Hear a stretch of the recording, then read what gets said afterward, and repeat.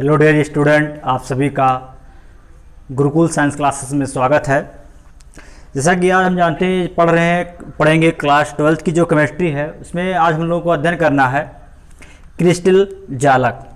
बात करेंगे कि ये क्रिस्टल जालक क्या होता है या इसका जो इनकी बात करेंगे कि जो ज्यामिति होती है या संरचना होती है ये किस प्रकार की अपनी क्रिस्टल जालक ज्यामिति या संरचना को बनाते हैं। तो जालक की जिसे बात की गई कि जालक क्या होता है या तो जालक जिसे इस प्रकार की ये कोई हमने एक छोटी सी संरचना ले ली, इससे ऐसे मान लीजिए एक घनाभ ले लिया जाए या कोई क्यूबॉइड ले ली जाए, इस ऐसे सारे बहुत सारे क्यूबॉइड को इकट्ठा करके कर दिया जाए तो हमारे एक किसका जालक का रूप ले लेगा। ऐसे 2 4 5 6 7 8 इससे बहुत सारे ऐसे क्यूबॉइड को हम क्या कर दें, निर्माण करा दें। तो जब ऐसे बहुत सारे हम क्यूबॉइड का निर्माण कराएंगे तो जो क्या होगा, हमारा जो प्राप्त होगा वो हमारा एक घनाभ की संरचना को ले लेगा। तो क्रिस्टल जालक होता क्या, देखते हैं कि परमाणु या आयन का त्रिबिंब विन्यास मतलब क्या होता है, व्यवसायिक क्या कहलाता है, परमाणु या आयन का त्रिबिंब विन्यास क्रिस्टल जालक कहलाता है। त्रिबिंब विन्यास से फैलाव जितना इसमें एक परमाणु आयन का एक जालक का बनाएंगे, जालक की बात संरचना को करेंगे, वही इसका क्या कहलाएगा, क्रिस्टलीय जालक कहलाएगा। अब ब्रेवे के अनुसार कुल क्रिस्टल जालक की संख्या कितनी हो सकती है, इस प्रकार की 14 क्रिस्टल जालक हो सकता है। कौन कौन सा, हेक्सागोनल हो, डाइपिरामिडल हो सकता है, हेक्सागोनल, पेंटागोनल, समचतुष्फलीय, टोटल 14 प्रकार के बना सकते हैं। इसमें से जो हम लोग ये बात करेंगे वो इकाई कोष्ठिका या यूनिट सेल के बारे में बात करेंगे। इकाई कोष्ठिका या यूनिट सेल, ठीक है। तो इकाई कोष्ठिका या यूनिट सेल के बारे में बात करेंगे कि इकाई कोष्ठिका या यूनिट सेल क्या होती है या इसकी संरचना किस प्रकार की होती है। तो देखते हैं कि क्रिस्टल जालक की छोटी से छोटी इकाई जिसकी बार बार पुनरावृत्ति हो उसे यूनिट सेल कहते हैं। यूनिट जैसे ये कोई सेल से भी बात किया गया कि हम एक बात ये हमारी एकक कोष्ठिका की बात के लिए की गई, ये हमारा क्या कहलाएगा, यूनिट सेल कहलाएगा। यूनिट सेल अब इस प्रकार की बहुत सारे कोशिकाओं या सेल से मिलाकर हमारा क्या होगा, एक क्रिस्टल जालक का निर्माण होगा। तो किससे निर्माण होगा क्रिस्टल जालक का, इकाई सेल या छोटे छोटे कोशिकाओं के मिलाकर हमारा एक क्रिस्टल जालक का रूप धारण कर लेता है। तो क्रिस्टल जालक किसे कहेंगे, क्रिस्टल जालक की छोटी छोटी इकाइयों से जिसकी बार बार पुनरावृत्ति हो उसे यूनिट सेल कहते हैं। अब इसे छोटे छोटे जालकों की बार बार पुनरावृत्ति करके हम क्या करेंगे, एक क्रिस्टल जालक का निर्माण करेंगे। उसके बाद हम लोग बात करेंगे इकाई सेल के पैरामीटर की बात करेंगे कि इकाई सेल क्या होती है और इसके पैरामीटर क्या होते हैं। तो हम जानते हैं कि यूनिट सेल की पहचान हम पैरामीटरों के द्वारा की जा सकती है कि ये कौन सी यूनिट सेल है, कौन सी यूनिट सेल है। तो यूनिट सेल की पहचान 6 पैरामीटरों से की जा सकती है। अब ये 6 पैरामीटर आपके कौन कौन से हो सकते हैं। 6 पैरामीटरों की बात की जाएगी तो एक होगा अक्षीय दूरी के लिए, और अक्षीय दूरी, और नंबर 2 अक्षीय कोण। तो अक्षीय यानी 6 पैरामीटर, 3 पैरामीटर तो आपके होंगे अक्षीय दूरी के और 3 पैरामीटर हो गए आपके अक्षीय कोण के। तब एक संरचना के माध्यम से हम लोग समझते हैं कि ये हमारे कैसे हमारे टोटल अच्छे हमारे पैरामीटर होते हैं।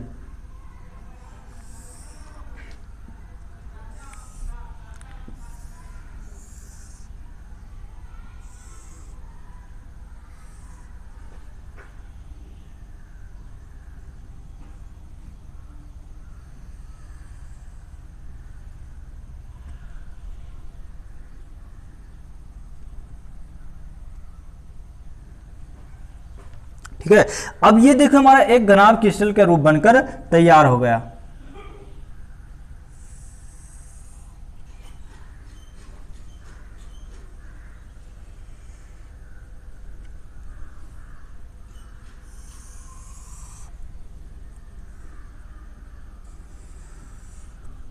ठीक है, अब इसमें देखते हैं कि टोटल कितनी पैरामीटर हो गए हमारे, 1 2 3 तो हमारे क्या होंगे, अक्षीय दूरी होगी। तो अक्षीय दूरी मान लीजिए हमारी अक्षीय दूरी ये है और ये v है और ये क्या है, c है। कितने अक्ष होते हैं, 3 अक्ष होते हैं। कौन कौन से अक्ष होते हैं, मान लीजिए इधर x अक्ष हो गया, ये आपका y अक्ष हो गया, ये आप क्या हो गया, z अक्ष।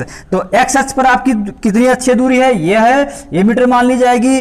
b पर आपका ये z अक्ष पर 20 मीटर है और y अक्ष पर सी मीटर की दूरी है।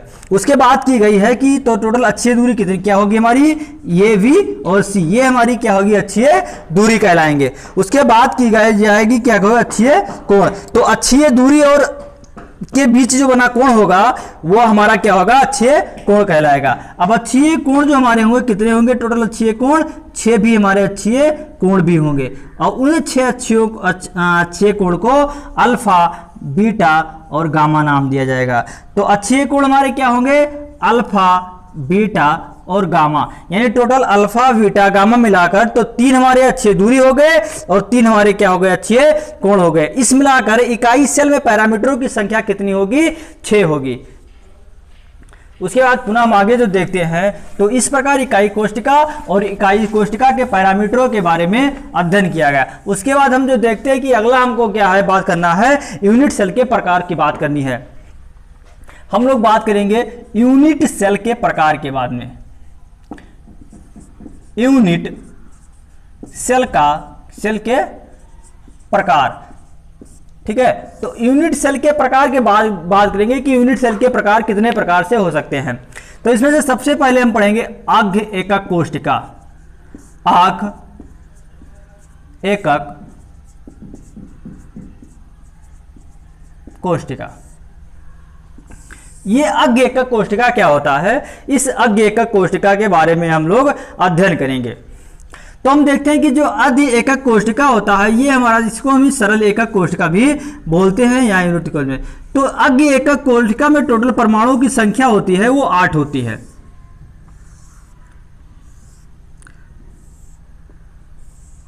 ये हमारा मान लीजिए अज्ञ एकक कोष्टिका हो गया।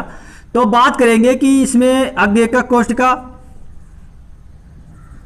जो होती है, अज्ञ एकक कोष्टिका में कुल कितने परमाणु होते हैं, इसमें तो परमाणुओं की संख्या होती है 8 होती है।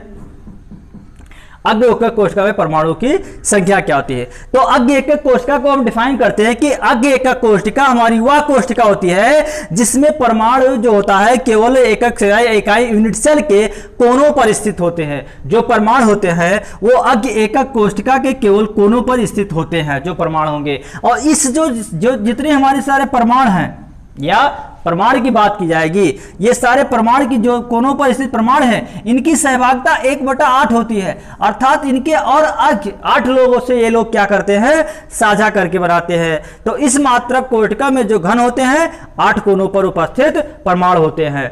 यह यूनिट सेल एक परमाणु से बनी होती है। अब इसकी बात की जाएगी जो यह यूनिट सेल है इसमें कितने परमाणु होंगे, तो इस यूनिट सेल में जो परमाणु होंगे वो परमाणु 1 होगा। या ऐसे यूनिट सेल की निर्माण 1 परमाणु के द्वारा होती है। इसका अर्थ क्या होता है कि हम जानते हैं कि जितने कॉर्नर पर ये परमाणु हमारे दिखाई दे रहे हैं ये सब 8 लोगों से साझेदारी करके बने हुए हैं, अर्थात 1/8 साझेदारी किए हुए हैं। तो कितने लोग हैं, 1 2 3 4 5 6 7 टोटल 8 लोग हैं। तो इसका जो मान होगा परमाणु की संख्या निकालेंगे, कितने परमाणु होंगे, 8 × 1/8। तो टोटल कितने परमाणु होंगे, 1 परमाणु होंगे। तो जो इस प्रकार के परमाणु की संख्या होगी इस प्रकार के एकक कोशिका में वो परमाणु की संख्या कितनी होगी, 8 होगी। उसके बाद हम बात करेंगे कि केंद्रित मात्रक कोशिका।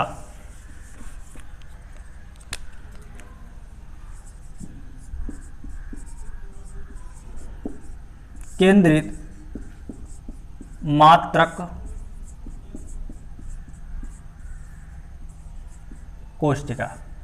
अब बात करेंगे केंद्रित मात्रक कोशिका की कि केंद्रित मात्रक कोशिका क्या होती है या इसमें कितने परमाणु होते हैं और इनकी सहभागिता क्या होती है। तो परमाणुओं की संख्या निकालने के लिए बात की जाएगी कितने परमाणु होंगे, या सबसे पहले इसकी हम डेफिनेशन क्लियर कर लेते हैं कि केंद्रित मात्रक कोशिका की क्या होती है। तो केंद्रित मात्रक कोशिका की बात की जाएगी तो केंद्रित मात्रक कोशिका की वह परमाणु वह कोशिका होती है कि जिसमें परमाणु कोनों के अतिरिक्त जो परमाणु होंगे अवयवी कण होंगे, जो अवयवी कण होंगे वो कोनों के अतिरिक्त परमाणु के नाभिक में भी उपस्थित होते हैं। परमाणु के एक परमाणु से केंद्र के या केंद्र में भी उपस्थित होता है और जिसकी सहभागिता किसी से नहीं होता है वो पूर्ण होता है। अब इसमें ऐसे सेल में बात की जाएगी कि कितने परमाणु होंगे। तो ऐसे परमाणु निकालने के लिए हम क्या लिखेंगे, सूत्र होगा हमारा कि कॉर्नर पर यानी एकक कोशिका में उपस्थित परमाणुओं की संख्या प्लस केंद्र में उपस्थित परमाणुओं की संख्या। तो परमाणु की संख्या केंद्र में कितनी निकाली जी? 8 गुणे 1/8। जो एक सरल एकक कोष्ठिका होगी उसमें कितने परमाणु होंगे? 8 गुणे 1/8 प्लस केंद्र में जो एक परमाणु होगा वो पूर्ण परमाणु होता है। काटने के बाद कितने बचेंगे? 1 + 1, अर्थात इसमें 2 परमाणु होंगे। कितने परमाणु होंगे? 2 परमाणु होंगे। तो ऐसे सेल में परमाणु की संख्या कितनी होती है? 2 परमाणु की संख्या होती है। और इस प्रकार से हम इसका कैलकुलेशन कर सकते हैं या परमाणु की संख्या निकाल सकते हैं। परिभाषा आप लोग समझे ही कि इसमें जो परमाणु होता है या ऐसा सेल कि जिसमें परमाणु कोनों के अतिरिक्त केंद्र में उपस्थित होते हैं वह हमारे केंद्रित मात्रक कोष्ठिका कहलाते हैं। तो केंद्रित मात्रक कोष्ठिका में परमाणु की संख्या कितनी होती है? 2 होती है। उसके बाद हम बात करेंगे कि निकालने के लिए अंतः केंद्रित मात्रक कोष्ठिका या फलक। उसके बाद बात करेंगे फलक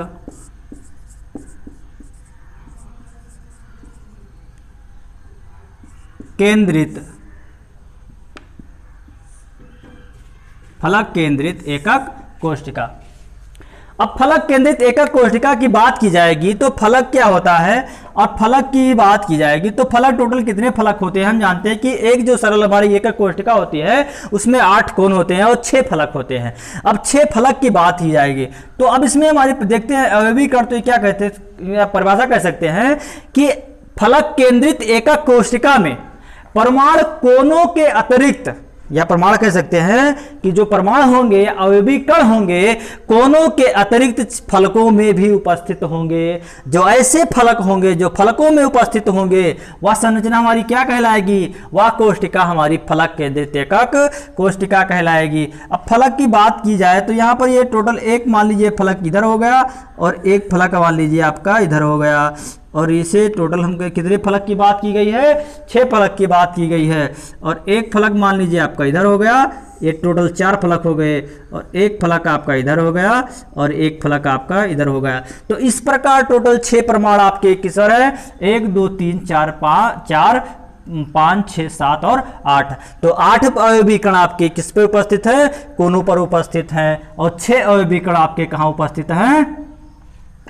फलक में उपस्थित हैं। तो जो ऐसी कोष्ठिका होगी अर्थात कह सकते हैं कि फलक केंद्रित एकक कोष्ठिका में परमाणु कोनों के उपस्थित सभी फलकों में उपस्थित होते हैं। अब इनकी गणना करने की बात की जाए कि इनकी गणना की जाए या तो इनकी गणना कैसे की जाएगी? तो गणना करने के लिए हम जानते हैं कि सरल एकक कोष्ठिका में परमाणुओं की संख्या प्लस परमाणु के यहाँ पर एकक कोष्ठिका के सभी फलकों में उपस्थित अवयवी कणों की संख्या। अब ये जानते हैं कि जितने फलक हैं इस फलक में उपस्थित सभी कणों की सहभागिता 1/2 होती है। तो फलक में उपस्थित सभी कणों की सहभागिता 1/2 होती है और केंद्र पर उपस्थित सभी परमाणुओं की सहभागिता 1/8 होती है। तो 1/8 सहभागिता की जाएगी तो टोटल कितने फलक हैं? 6 फलक हैं और परमाणुओं की संख्या की सहभागिता कितनी है? 1/2। तो 8 × 8 और 1 3 6। तो 1 + 3 तो टोटल कितने परमाणु होंगे? 4 परमाणु होंगे। टोटल कितने परमाणु होंगे? 4 परमाणु होंगे। अर्थात फलक केंद्रित मात्रक कोष्ठिका में टोटल परमाणुओं की संख्या कितनी होगी? 4 परमाणुओं की संख्या 4 होगी। उसके बाद जो हम अगले टॉपिक में बात करेंगे, आज चर्चा करेंगे, वो हम लोग चर्चा करेंगे कि अंतः केंद्रित मात्रक कोष्ठिका। अंतः केंद्रित मात्रक कोष्ठिका क्या होता है? उसमें परमाणु की संख्या क्या होती है? ऐसे होंगे जिसमें परमाणु किया होगा कि 2 इस तरह से परमाणु उपस्थित होंगे अर्थात 1 1 2। इनकी सहभागिता कितनी होगी? 1/2 होती है। तो 2 2 1 हो जाएगा और कट जाएंगे अंतः केंद्रित में। और इनकी भी सहभागिता 1 यानी परमाणु 8 × 1/8 प्लस 2 × 1/2। 8 × 8 और 1 + 1 टोटल 2 परमाणु होंगे। 2 परमाणु होंगे। धन्यवाद। अगले टॉपिक में हम लोग चर्चा करेंगे इसके और कुछ विशेष बात चर्चा करेंगे। उसके बाद हम ये लोग देखते हैं इसी के संबंधित कुछ महत्वपूर्ण तथ्य को और चर्चा करेंगे। धन्यवाद।